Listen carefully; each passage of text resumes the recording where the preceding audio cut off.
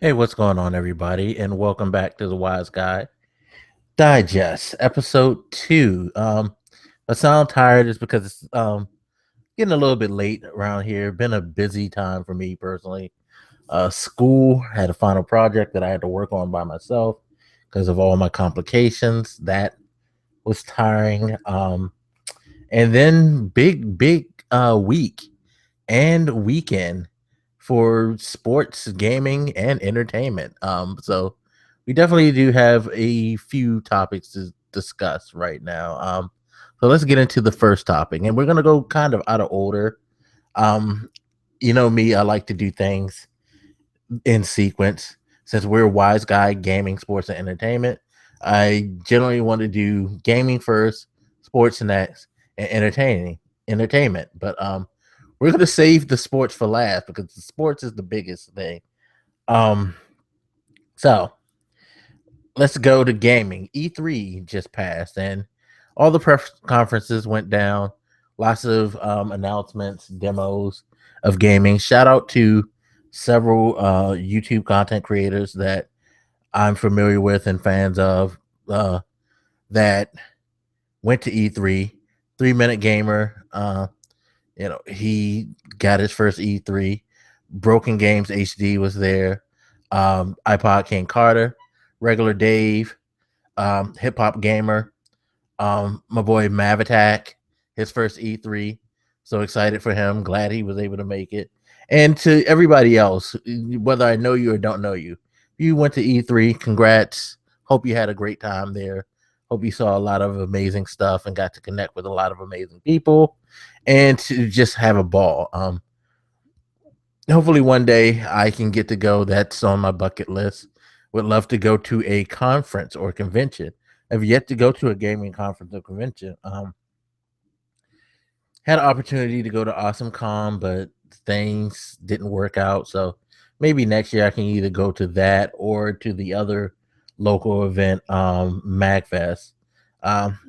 Keep your fingers crossed, people. Hopefully we can get there and get to have a ball as well.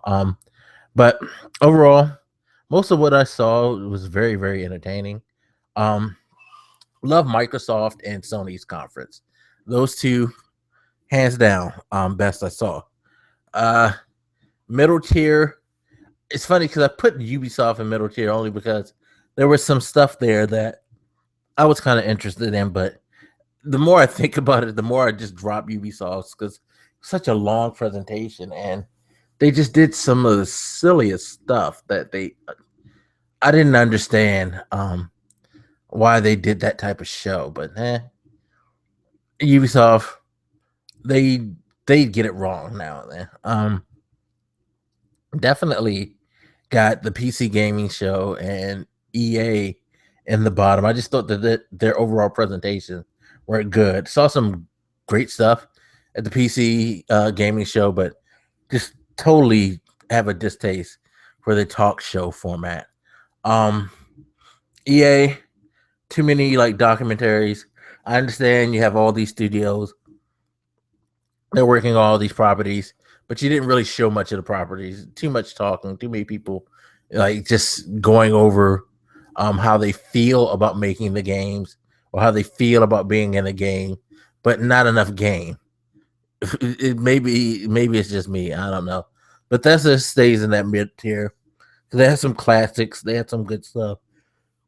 Again, presentation ran a little bit long. The demo of Dishonored 2 went just a tad bit too long, but I'm glad to see the Quake Champions come in, the free content for Doom, and Prey. The reboot of Prey was a big surprise for me.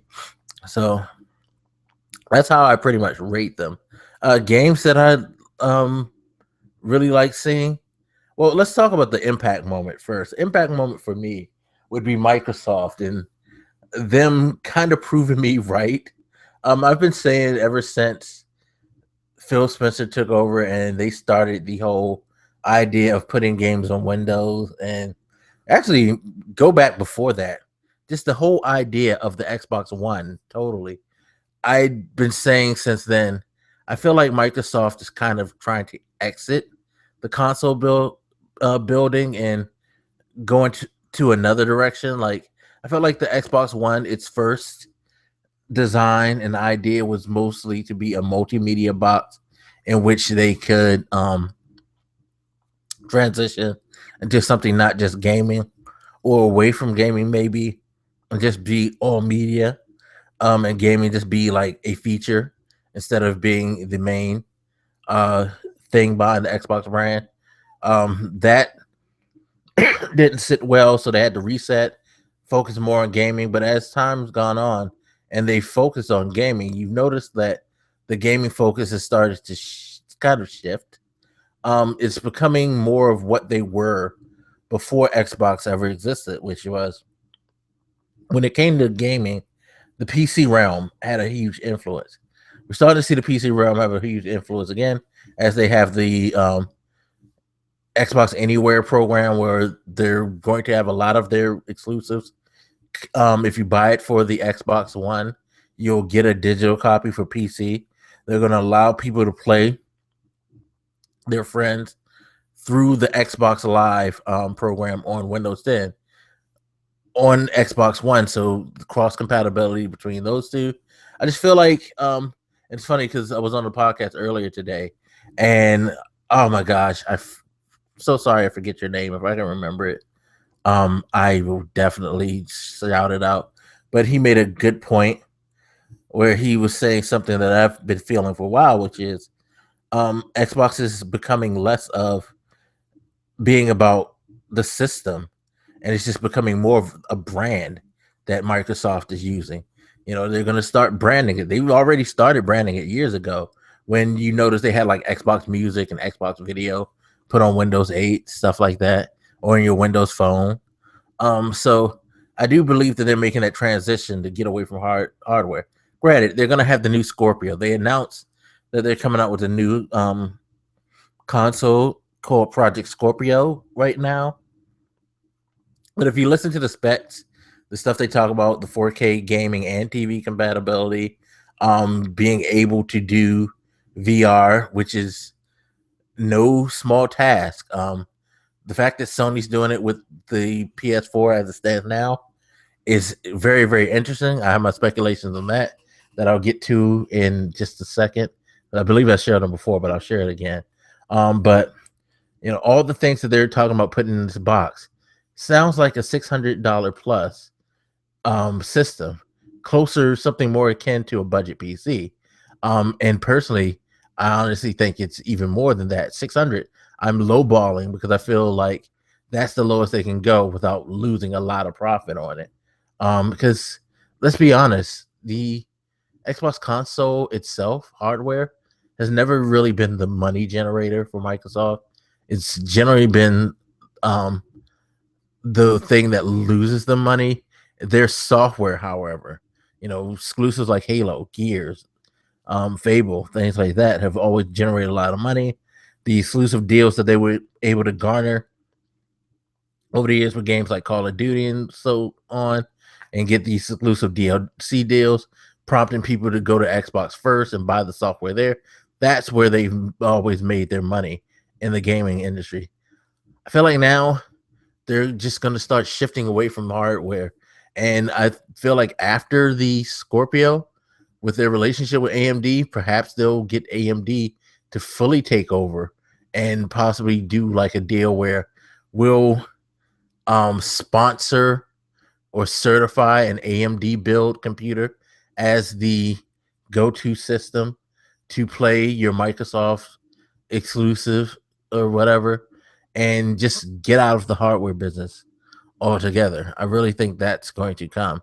They're going to go back to shifting towards the PC being their multimedia thing, because I mean, a lot of people use their PC on TVs now. I know I watch a lot of TV on my PC. Hell, I was just watching the pay-per-view on my computer. I watch games, ESPN, a lot of stuff I stream through my computer. Don't need the Xbox for that TV stuff if they want to still do it. You got it in Windows. HDMI is on PCs. Boom. You know, so that was my biggest impact, because it's just like it just feels like the train is continually rolling to where Microsoft is going to get out of the gaming console industry altogether. and go back to their roots. Uh, now, Sony, I mentioned how they were doing VR, and it's amazing how they're doing it. Now, this is something I caught flack on my other channel for the video I did. And again, as I said to people, I understand Sony's already came out and addressed this issue and have said that the piece of hardware that I was talking about isn't powering the PlayStation VR. That being said, and my boy just sent me a message about the pay-per-view.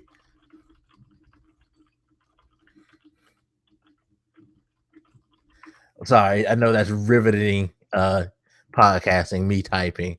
She just caught me off guard with that. We'll get to that in a second, though. But I know they said that the breakout box that comes with the VR isn't necessarily powering the VR. I understand the VR has its own processing equipment and all that, but it does help a bit from what I hear. Don't really have the details. I know they say a lot of it, what it does is help with the audio, things like that. But just feel like as time's gone on, they've talked less about that breakout box and less about the details of the VR specs. It has improved since earlier this year. Things like that. That breakout box to me is becoming more of a sign of this may be an adaptive piece of hardware that they're going to use. Because a lot of people's speculation with the Neo is because of VR. Again, we've heard devs say it, and we've heard the media say a lot about how the PlayStation 4 at its original specs wouldn't have been able to do VR properly. Yet most people who come back now, and most people that I know who came from E3 who tried it, they've all said good things about PlayStation VR. They mostly have positive reviews. I've heard some people had motion sickness, but a lot were quick to say that it was mostly because the software wasn't shored up. The devs admitted in some cases, like with Resident Evil or the Batman thing, that they aren't totally 100% locked down on their specs, and they're still working on some things. Most people, don't have any issues. Think the visual quality is great. That breakout box has to be something more. It's just like, it would make more sense if they did turn it into something that was more of an add-on than just a required piece for the headset. I mean, it's going to be a required piece for the headset, but if they could somehow pull off to make that a peripheral, I think that would be best case scenario for them. And I think that's one reason why they may not want to talk about Neo now, because I'm sure Sony's working on some way to make it more palatable for people who have already gone out and spent their money on a PlayStation. There's over 40 million people on a PlayStation 4 right now. Coming out with a new piece of hardware and trying to sell the fact that it's not going to leave you guys behind and you're not going to need to get this, when again the rumors are that it's to accompany VR if you want to get into it, which means that original PlayStation 4 may not be good enough. That breakout box has to be something that they can say, look, if you want to properly play VR, go ahead and get it. It comes with the breakout box would help.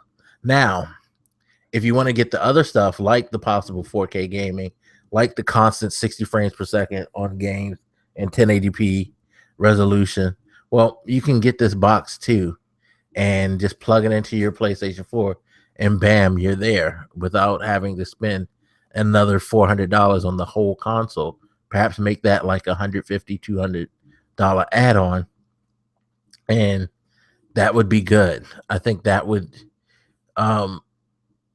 be the best fan service they can do, as well as give themselves a chance to sell something on the side, not just a new console, and to make their people who are already a part of their ecosystem not feel like they're left behind. At least let them know you have an option and you don't have to spend full price for a system to take advantage of that option.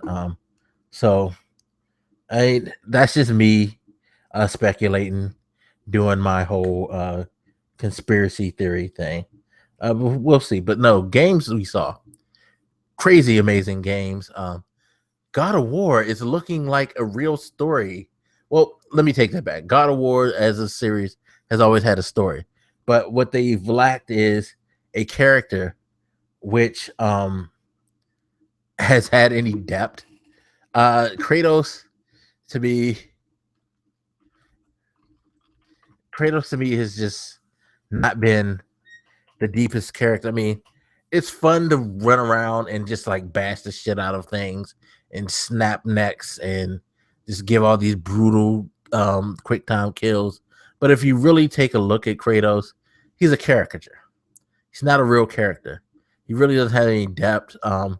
He basically started out as a guy looking for revenge because the gods tricked him into accepting this power that he asked for, by the way.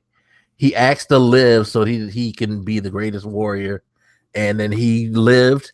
He conquered all his enemies, but the price was in his savage warfare, he killed and burnt his wife and kids and was infused with the ashes of their bodies on his body.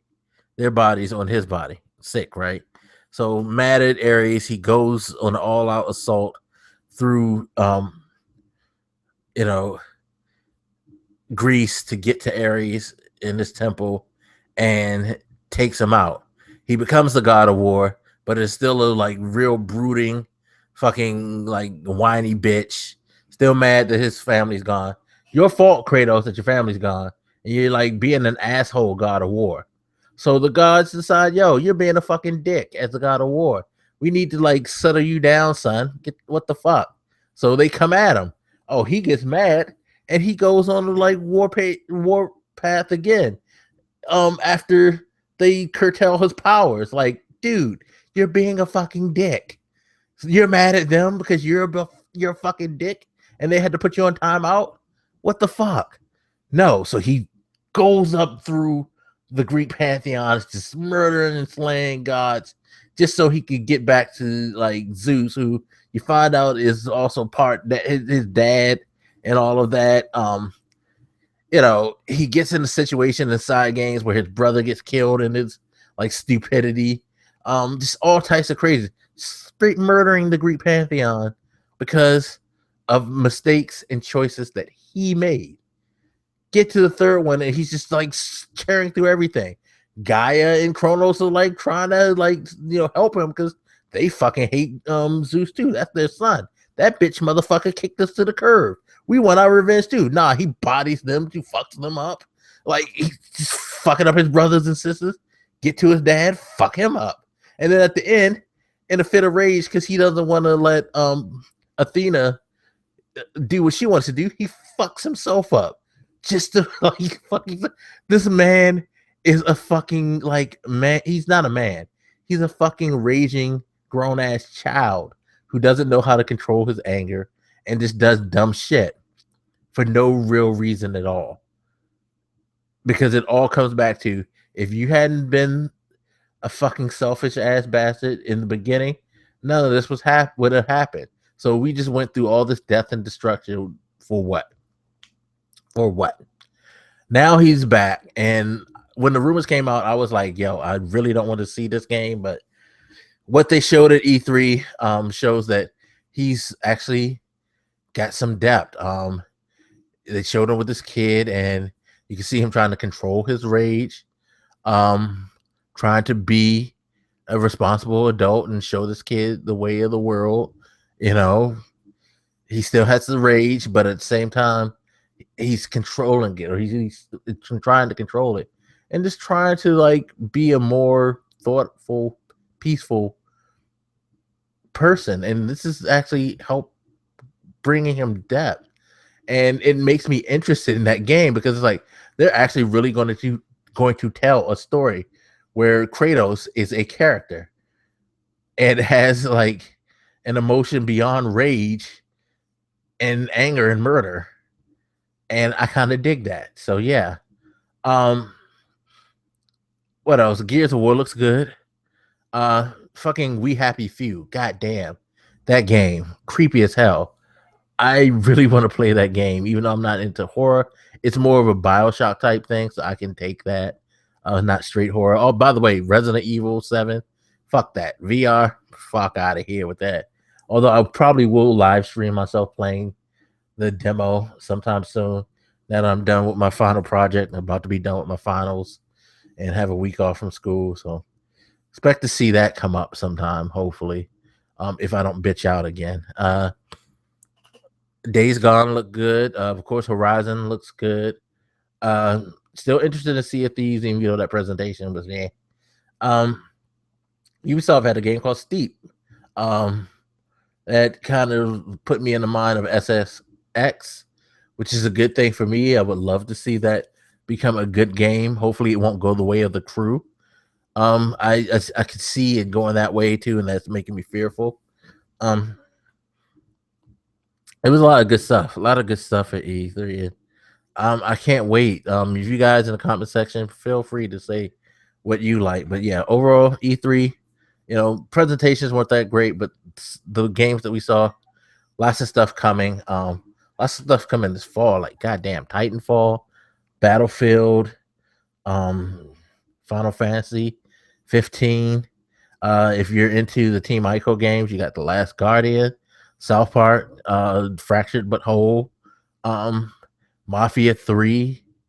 Jeez, it's stacked. It's gonna be it should be a good fall and winter for gaming. Now moving on to entertainment. Money in the Bank, WWE. WWE is sick passion of mine. I'm a wrestling fan. I grew up a wrestling fan, and I still like to watch wrestling and like at least keep in the know of what's going on. Although I will say this with WWE, I've been kind of slipping in and out lately because the product's just not as quality. And God help me, Vince, you're a madman, and you're slowly running your company into the ground. Just let Hunter and Stephanie take over and fix things up for you. Just sit back, chill, count your money. You've earned it. You've had your run as the head. Let your ego subside. Let Stephanie, Shane, and Triple H do their damn thing, please. Those three should do well running that company without you. But yeah, Money in the Bank happening. It was decent. It had some cool matches. Some matchups that I didn't think should have been at Money in the Bank. Like, I like Apollo Crews, but Apollo Crews versus Sheamus, I don't know why that was a thing. Same thing with the Dolph Ziggler, Baron Corbin feud. That shit's still going on. Seriously, come on, y'all got to find something else. I like the Fatal 4-Way Tag Team. New Day. I figured they were gonna go over. What else was there? The pre-show matches, and they were okay. The Money in the Bank match itself, it was cool, but when Dean won, I had a sneaky suspicion that he was going to cash in tonight.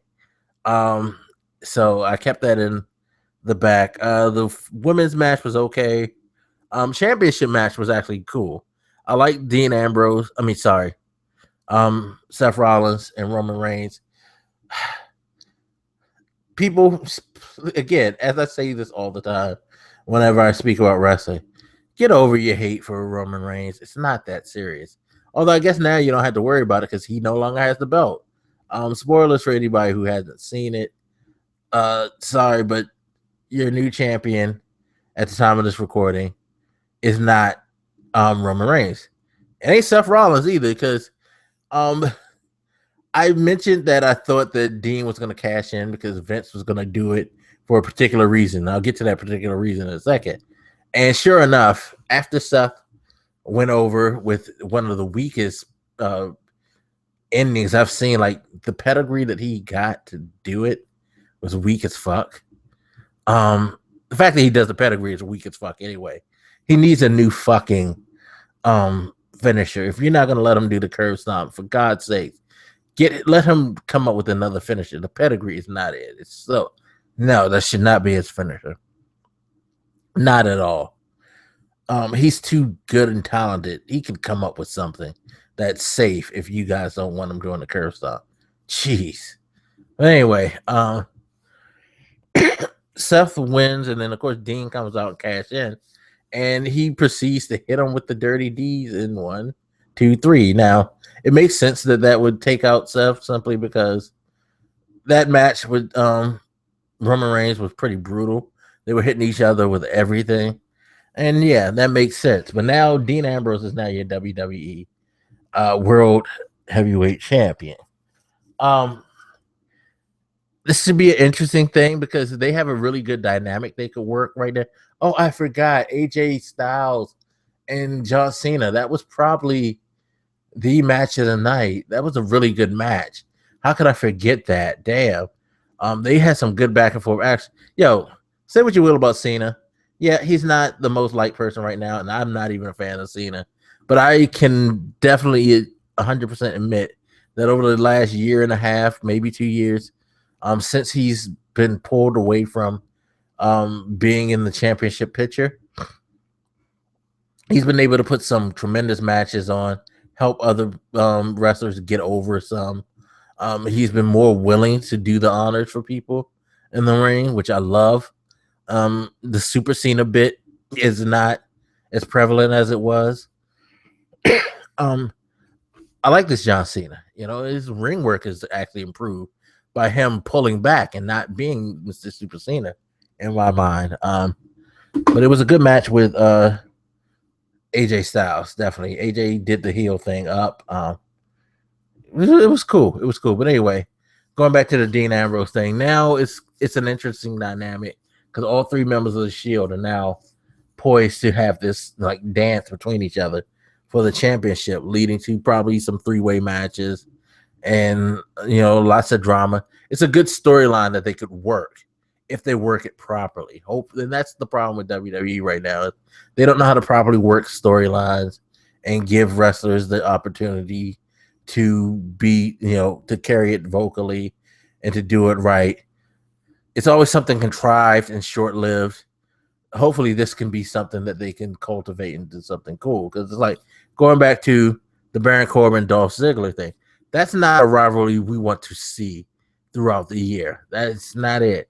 Baron Corbin's still kind of raw. Dolph, I need y'all to stop burying Dolph and fucking having him job out to everybody. You're just making him inconsequential, period. That's not what we need to develop storyline-wise. This right here, the Shield going amongst each other, you have something really good if you work it well. And it's something that can like keep people engaged for a while. Just got to make it happen in the right way, WWE. A lot of the things that you can do right now to make yourself better. That's one of them. But yeah, it was a cool pay-per-view. Hey, I enjoyed it for what it was. But let's move on to the big thing, which is sports. Save this for last because the NBA Finals, Game 7 happened. And it was a great game, back and forth, very, very close. And it scared me all night because I kind of came in thinking, Game 7, Golden State at home, they're probably going to end up running away with it. Not so. Most they ever got it up to was like 8, and then all of a sudden Cleveland would run back in. It was a good back and forth match where nobody really got up by more than 8, I think, on either side. And then the other team would make a run. They would get a little lead. Other team makes a run back.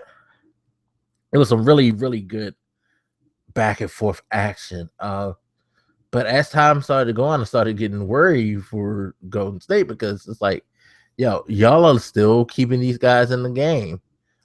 Steph Curry, Klay Thompson still not shooting well. Harrison Barnes is just building houses with the brick that he was throwing up. They started Azili, and he was just, oh my God. he gets an A for effort, but good lord, dude, your effort didn't put out shit really. Um, Kevin Love was rebounding. He wasn't doing much scoring, but he was rebounding, so he kind of sort of contributed. This time around, of course, Kyrie's crossing everybody up. Draymond Green's going fucking nuts with the threes. All of a sudden, he got the Seth Murray shooting hand and was just hitting threes from all upset. I said Seth Murray, Seth Curry shooting touch, and was just hitting threes from all over the place. Um, LeBron was doing his thing, had a triple double, uh, quietly, although he was too passive in some cases offensively, but it was just like a slugfest. And then all of a sudden, Cleveland got that 3-point play, Kyrie Irving. And you're looking at the clock and you're like, oh shit, it's only about fucking 20 seconds left in this game. What the hell is going on? Golden State, what are you doing? In NBA Finals history, no one in the previous 32 times has been able to come back from a 3-1 deficit in the NBA Finals and win a championship. Never happened. Not gonna happen. Shouldn't happen. Golden State Warriors, best record ever. 73 wins. Hell of a regular season. Steph Curry had another like big year, improved over last year, won another MVP. And that team was just playing just well going into the playoffs. But going through the playoffs, you can kind of see it anyway breaking up. Like, at least I could. They were losing games they probably shouldn't have. They weren't closing people out. When they got down to OKC, it was like all of a sudden they hit a button and they started to perform better. And in a lot of cases, OKC kind of like blew some opportunities, to be quite honest. And they skirted by. It was like this wasn't a great playoff run for a team that had such an immaculate regular season where they never lost back-to-back games. They were just killing it up and down all year. This playoffs was spotty. So they get to the finals and they start off really, really good. And you're thinking, okay, they're up. What was it? They were up 2-1. Cleveland had that big game at home, but we expect game threes usually is that game where the team down 2-0 makes their biggest push at their best game. And then after that,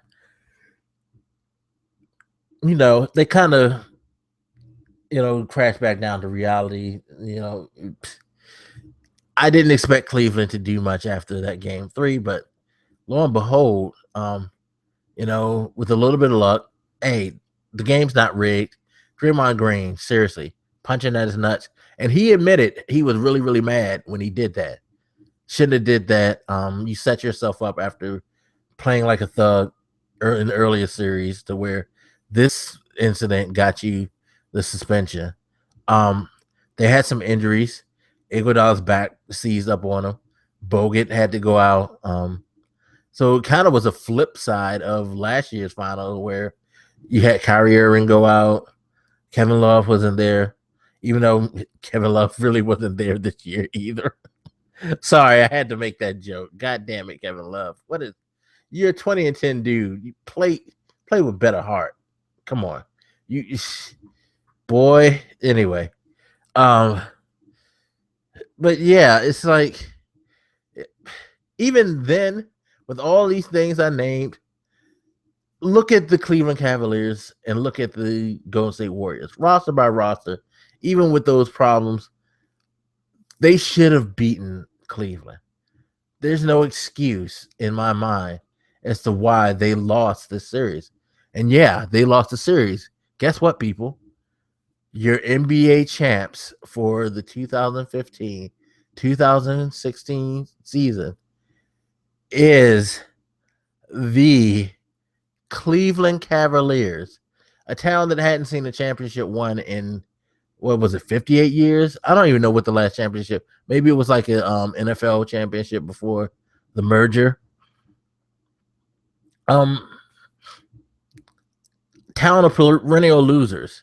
Town of the only team that like has consistently tried anything, oddly enough, is the Cleveland Cavaliers.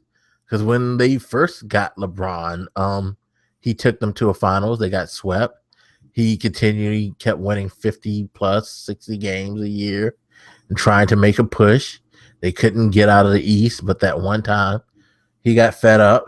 They weren't getting no pieces. He left, went to Miami, got 2 rings. By the way, it's kind of funny how things change. When he left, he was sorry guys, I have to use this word, but this is the word that people were using when they were describing LeBron. He was a nigger. They hated that nigger. They burned his jersey. The owner wrote a scathing letter about him, just eviscerating him, and then takes his merchandise on his property, the Fathead store, and cuts it, sells it at the price. I forget the exact price, but the price was equivalent to the year that Benedict Arnold betrayed the United States to the British during the War of Independence. That's how serious Cleveland got with their hate for LeBron. Up and down, the owner, the fans, that entire city treated that man like a pariah. He gets a couple of rings, and after losing to the Spurs, decides, you know what, I'm going to come back home. I'm going to waive my option. I'm going to come back to Cleveland and see if I can do it all again. You know, he writes a lovely letter to the city, you know, for expressing his love for his home, you know, where he's from, Ohio. Who?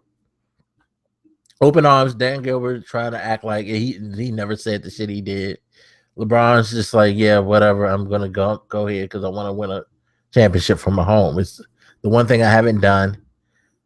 Now he's done it. Fuck you, Cleveland. Seriously, that would have been my response. It's like, look, I'm happy that I was able to win for my home because that's been a dream of mine and a goal. But seriously, fuck y'all. All the shit y'all said about me because, hey, when I was here the first time, I did everything I could to try to get that ring. We didn't have the players. The team that he took to the finals should have never seen the finals. Hell, you could make an argument in some cases that these last 2 teams that he's been with, compared to the team that they face, shouldn't have been good enough to beat them this year.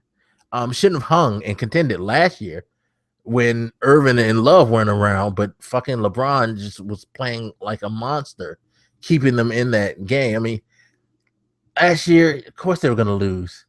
The fact that they got 2 games off of the Cavs when his best options last year were Dellavedova and J.R. Smith. Come on. And even this year, it's like Kyrie being there was clutch. Kyrie played great. Love, not so much. The rest of the team, they were spotty at best. So it wasn't like he was still playing. Like, it wasn't like this was Miami where you could kind of scratch your head when they lose and say, damn. Although I still make the argument, too, that Miami was not necessarily the most complete team. He just had 2 really good stars to accompany him and just good enough role players. Not the best, but just good enough. This time, kind of the same thing, although weaker to me. You know, getting an old Richard Jefferson, an old Mo Williams.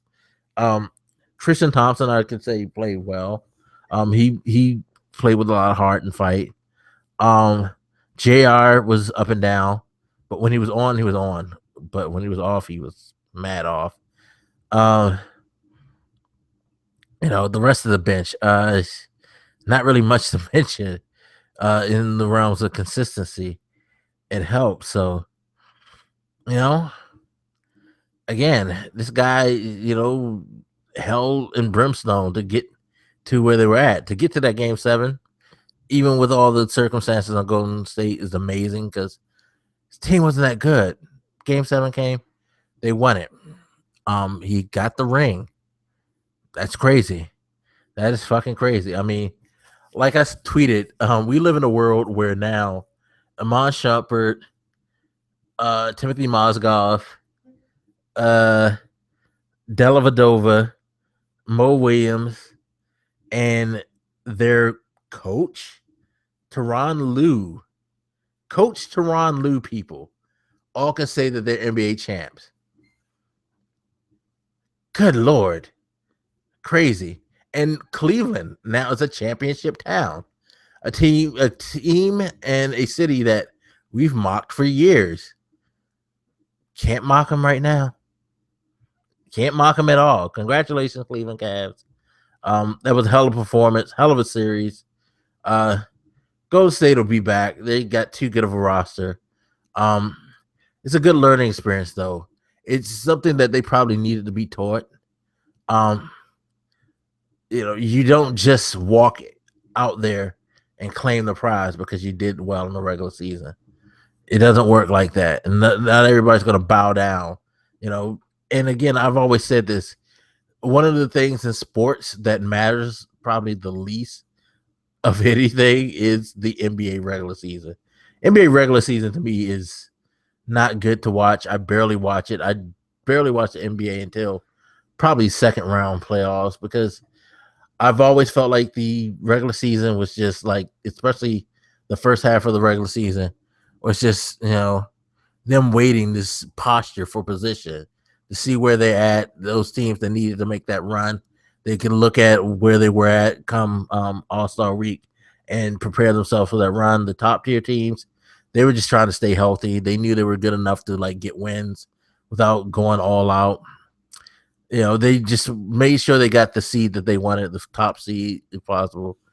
Other than that, they knew they were going to the playoffs. They're not stressing that hard, because once we get to the playoffs, then it's on. You know what I mean? So yeah, I feel like, in the NBA, the regular season is just treated like meh, and the playoffs is when the players start to really, really care. Unless you're one of those lower tier teams that are fighting and scrapping to try to get in the playoffs. If you're a top tier team, yeah, regular season you play like you're just playing to get out healthy. That's basically it. So yeah, congrats, Cleveland. It's gonna be interesting times on the internet because I've already seen plenty of salt. It's just gonna get saltier. It's gonna get saltier. Man, it's gonna be great. But that is it for the topics. Now, editorial. Well, this week's editorial is gonna be a lot more lighthearted than last week. Last week, I kind of went off on the whole um incidents in Orlando and the way it's gonna be politicized and things like that. So, gonna try to take it down a little bit. And we are going to switch to gaming. This editorial is going to be about the power of storytelling and gaming. Going back to my mentioning of God of War, I mentioned how it seemed like they're going to be developing a much deeper, better character with Kratos this time around. Looking at some of the games at E3 that really impressed me, the one strand that I noticed was storytelling and writing are becoming a really big part of the equation. Games like Last of Us gave us that cinematic quality, deep, rich story with some deep, engaging characters, and did things that made us feel. We weren't just reacting to a video game situation. We actually became, you know, in tune with these characters. We came to love them, to hate them, to care about their well-being or wish for bad things to happen to them, kind of the way we do to characters in movies. I mean, shout out to Naughty Dog, especially Neil Druckmann. Hell of a job writing that. um it's just, him and Bruce Raley did a tremendous job. Flash to Uncharted 4, where Neil Druckmann again took the lead in writing, and that was the best Uncharted to me, hands down, because of how fleshed out. I mean, the characters already had depth. Anne Henning, the original writer, she did an amazing job of giving them depth. But Neil Druckmann took it to the next level and just made it a more personal, engaging story. And I love that. And it's like you see stuff like Days Gone, where there's a background story where this guy lost something when the world started to change into what it was. and he became a bounty hunter and all that. So you can see the strands of a deeper um, emotional story behind this game set in a sort of apocalyptic setting where humans are turning into these crazy things by the droves and they're all over the place. Um, and look at those, you look at Horizon Zero Dawn and the mystery of this is Earth, but this is Earth in the future, yet Earth's become a more savage land with technological beasts roaming the landscape, and you see remnants of the past of cities. And like with the trailer before E3, you saw like, yo, there's a real big mystery as to what happened to the world, and we're gonna learn. It's kind of a la Planet of the Apes, where things are the way they are, but nobody really like remembers or knows anymore why they are that way. And it looks like you're gonna go through an adventure to discover that, which I'm down for. I'm like really down for. Hideo Kojima getting loosened from Konami. I don't know what the fuck it's going to be about, but I have a feeling that the Death Stranding is going to be a very good, deep storytelling, because he's not tied to that character and that lore. He can tell the story that he wants, and he has been a huge movie fan, so I could see him pushing towards that cinematic type of deal. There's a chance that Gears of War may be a little more deep. I don't know. But I would love it if Gears of War did that too. You know what I mean? What was the other game that I saw that gave me that impression? As well, Resident Evil. Resident Evil is looking like they're going to take a deeper turn with storytelling within the horror realm and kind of like delve deeper into a cinematic quality of like drawing fear and doing things, instead of what it has devolved into is just a straight up action shooter melee game that the story is just outlandish and all over the place. It looks like they're going to try to focus on a real interesting horror experience. Stuff like that. It's making me very, very hopeful for the future of gaming. It makes me feel as if like we're getting to a point where these games are going to be at the forefront, because again, going back to The Last of Us and now Uncharted 4, these games have become critically acclaimed. They've gotten great reviews as games, and people are taking notice of them. If we can get more games like this, I would be so fucking happy. I mean, Detroit, being human, that looks interesting. Stuff like that. I want those type of stories and experiences and questions and mystery, like that depth in games. Because I've said this for a while, games can be a lot more than what they are. They can be just as good of a medium as movies are if people push them from the development side, and if we as fans would be more accepting of that. I think that's the biggest key. Is like, now that we're starting to see these things, it's up to us as fans to start demanding that games be a little bit more than just a guy with a gun running around shooting everything on the screen. We have to try to do things and make it a little bit more than just wanting the next multiplayer experience. We should want these great rich stories. We should want the other stuff as well to balance, but we should also demand that, hey, you should try to do a little bit more, make a bigger effort when you do things. That's just me. I mean, maybe it's the writer in me that wants that, but I feel like um you you have to, in my mind, take those steps to challenge yourself, especially as game developers, and to see the limits of what you can do, to like see where you can go with these storytellers and how much more richer and deep a gaming experience can be, not just by the mechanics and the perks and all of that, but by the stories they could tell, the things they could touch. I mean, we can have some really engaging conversations through gaming, and I dig that idea, and I really want to see that come out, because we've had the conversation about the last one. What would you do in the situation in the end? You know, Nathan Drake, the emotion like you felt seeing him come to the end of his journey and the like dealing with his wife, stuff like that. Uh, you know, it could be great like that. And I just hope that this is going to be the new standard for gaming. Um, Not saying get rid of everything else, but make this a prevalent part of the gaming ecosystem for sure. But that's going to wrap it up for this episode of the Wise Guy Digest. We will be back hopefully next week. Who knows what's going to happen through the week? Now that the NBA is gone, sports is going to be a little dry. We're stuck with baseball for the most part. But there's always some going on in the background of sports. Gaming's always constant, and entertainment. There's always something going on.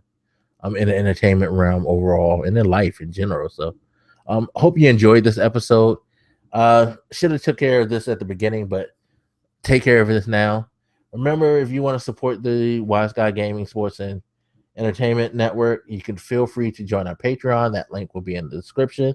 Just $1 a month, and you get editorials, access to shows early, um, and you'll be able to write on the forum, share some of your ideas and thoughts with us. You can also access questions on WiseGuy GSE at gmail.com. You can also hit us up on Twitter at WiseGuyGSE. We have the Wise Guy GSE Facebook page if you want to follow us there and keep up to date on what's going on with us, with all the podcasts and things like that.